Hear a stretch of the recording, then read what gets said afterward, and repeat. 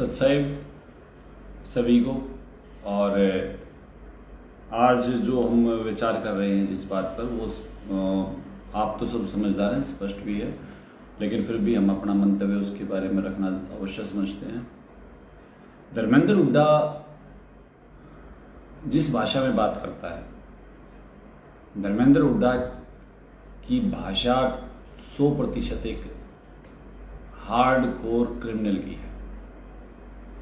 और ये ऐसा भी नहीं है कि ये अकेला है, ऐसा भी नहीं है कि इसके पीछे जो है वो कुछ कमजोर लोग हैं, नहीं। क्योंकि जिस तरीके से ये धमकाता है, हमें तो नहीं कर, हमसे पहले आंसे वाले बाबा जी थे या जो दूसरे इसने जिसका भी कहीं किसी प्रकार से जिक्र किया, तो वहाँ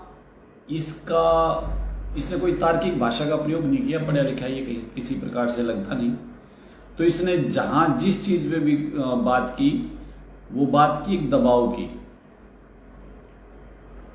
और उस दबाव में जो आ गया तो ठीक, नहीं आया तो फिर इसने जैसे मान लो संत रामपाल जी महाराज जी के बारे में बात की, तो यहाँ दबाव की कोई संभावना नहीं थी, तो इसने ये एकदम क्या हुआ, इतना ज़्यादा वल्गर हो गया, ये इतने घटिया स्तर पर उतराया कि उतने घटिया स्तर पर कोई भी सभ्य इंसान शायद जाने से पहले 100 बार सोचे। जिस तरह के आरोप इसने संत रामपाल जी महाराज जी पर लगाए, और हमने इसको बातचीत का भी ऑफर दिया कि आपने जो भी कुछ कहा है उसमें से आप कोई चीज़ साबित करके दिखाओ। इसने साबित करने के बारे में कुछ नहीं कहा, मेरे पास ऐसी वीडियो है, मेरे पास ऐसी वीडियो हैं, तमाम दावे रहे। और फिर इसने कहा कि मैं ये कर दूंगा, और बार बार एक बात कहता है, मैं खिंडा दूंगा, मैं खिंडा दूंगा। क्या आपको लगता है कि एक सिर्फ 30-35 साल का लड़का जो मजबूरीवश देश छोड़ के गया है, और यहाँ भी उसने कई कारनामे करे हैं, यहाँ भी उसने अभिमन्यु जो तत्कालीन वित्त मंत्री थे उनकी कोठी को जलाने में, लूटने में, उन चीज़ों में उसकी भागीदारी रही है। जाट आंदोलन का मतलब तो आगजनी से तो कहीं नहीं था। संत रामपाल जी महाराज जी ने भी जाट आंदोलन को बहुत सहारा दिया, लेकिन इस तरह के विचार तो किसी के सपने में भी नहीं थे। तो मेरा मानना यह है कि जो धर्मेंद्र हुड्डा है वो एक हार्ड कोर क्रिमिनल है। अच्छा, फिर दूसरा, आप इसकी फॉलोइंग देख लो। इसके पक्ष में जो वीडियो बना रहे हैं, जो इसके पक्ष में है, वो सारे टपोरी किस्म के हैं। आप मुझे एक भी सज्जन व्यक्ति दिखा दो जो इसके पक्ष में खड़ा हो, उसकी कोई वीडियो, उसकी कोई बाइट आपको ऐसी लगी हो जो इसके पक्ष में हो। इसके खुद के गांव वाले, इसकी खुद की खाप वाले इसके बारे में बता के थक चुके कि इसका कोई स्टैंड नहीं है, ये कोई इंसान अच्छा नहीं है, ये जो कर रहा है गलत कर रहा है। उसके बावजूद भी ये घोषणा करता है कि 25 तारीख को सभी भारत के सभी जो साधु संत इकट्ठे होंगे और वहाँ उन किताबों को बैन किया जाएगा जिन किताबों में देवताओं के बारे में गलत लिखा है। इसको कुछ नहीं पता।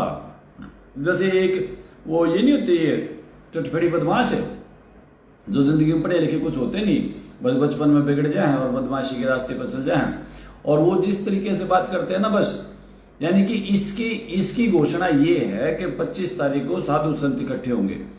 ये साधु संतों को किस अथॉरिटी से इकट्ठे करेगा, क्या है ये? अगर आप सब विचार करते हैं तो मैं तो सीधा आरोपित कर रहा हूं कि इसके पीछे अंडरवर्ल्ड है। इसमें कोई दोहराई नहीं। जिस प्रकार की धमकियां हमें मिली हैं, हमें मिल रही हैं, तो वो अंडरवर्ल्ड है। और अंडरवर्ल्ड ने इसके कंधे पे बंदूक रख के ये उगाही का कार्यक्रम शुरू कर रखा है कि इनको डराओ बाबाओं को और इनसे उगाही करो। सीधा सा फंडा यही है। क्योंकि जिस तरीके की भाषा ये बोल रहा है, उस भाषा में कहीं धार्मिकता नहीं है। इसको पाखंड का ही नहीं पता, पाखंड किसे कहते हैं।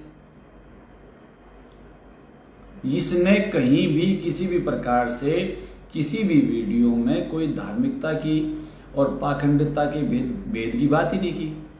और फिर जो इसके साथ खड़े हैं वो सारे लोग भी इसी दावे को पुष्ट करते हैं कि ये जो व्यक्ति है, ये व्यक्ति आपराधिक है, हार्डकोर क्रिमिनल है।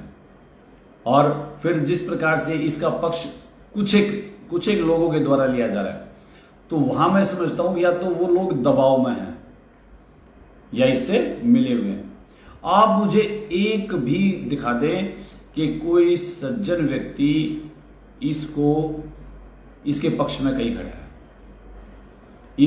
और मैं तो सरकार से निवेदन कर रहा हूं, और इसकी कार्रवाई भी जो है वो चल रही है आश्रम की तरफ से, कि इस पे कार्रवाई हो और जो इसके पक्ष में है उनसे भी पूछताछ की जाए कि तुम्हें इसमें क्या नजर आया। पाखंड खत्म करेंगे, फिर पाखंड खत्म करेंगे, पता तो पाखंड कहते किसे हैं। और जिस तरह की भाषा ये सरेआम आके मीडिया में बोलता है, वो कौन सी सभ्य भाषा है। और जो लोग इसको सम्मानित कर रहे हैं वो लोग कौन है, उन लोगों का सेल्फ इंटरेस्ट क्या है, किस एंगल से इसका जीवन आज तक कहीं भी समाज कल्याण से जुड़ा हुआ रहा। बता दे, एक एग्जांपल दे दे कि भाई इस एंगल से ये व्यक्ति समाज कल्याण से जुड़ा हुआ है। इसके गांव में जाके देख लो, किसी से तो जो इसको जानता है वो कोई इसकी प्रशंसा नहीं करता। और मेरा मानना यह है, जो इसकी प्रशंसा कर रहा है वो सब दबाव में इसकी प्रशंसा कर रहे हैं, अन्यथा फिर वो लोग इसकी प्रशंसा कर रहे हैं जो अंडरवर्ल्ड से कहीं ना कहीं जुड़े हुए लोग हैं। तो आप भी इस पे अपने विचार दें। लाइव में आने का हमारा उद्देश्य सिर्फ यही नहीं कि हम अपनी बात रखें, लाइव में आने का उद्देश्य हमारा ये भी है कि हम आपकी बातचीत सुने, क्योंकि जिस स्तर की इसकी भाषा है वो अत्यंत निम्न स्तर है।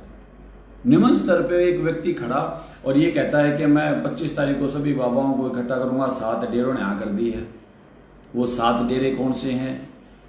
अच्छा, फिर इसने आदित्यनाथ जी का भी नाम लिया है, उनको भी बुलाएंगे। और फिर दूसरी कितनी दुर्भाग्यपूर्ण बात है, कहता है कि उन किताबों को बैन करेंगे जिसमें देवी देवताओं के बारे में बुरा लिखा है।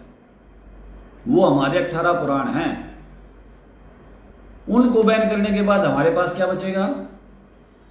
जो हमारा पवित्र हिंदू धर्म है वो 18 पुराण, 4 वेद और गीता जी से मिलकर बना है।